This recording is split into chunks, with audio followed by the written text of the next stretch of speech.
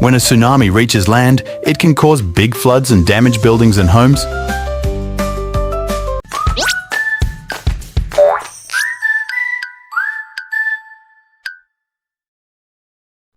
Tsunami, the giant wave. Did you know? Tsunamis are giant waves that happen in the ocean. Here are some cool facts about tsunamis. Tsunamis are usually caused by things like earthquakes, underwater landslides, or volcanic eruptions. When these things happen, they can make big waves in the ocean. Tsunamis can travel super fast, sometimes as fast as a jet airplane. They can move across the ocean and reach faraway places.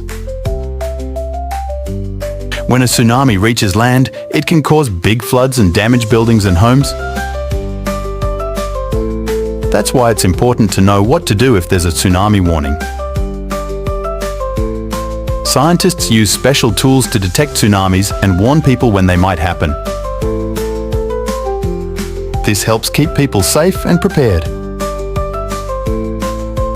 Tsunamis might sound scary, but by understanding them and being prepared, we can stay safe and be ready for whatever nature throws our way.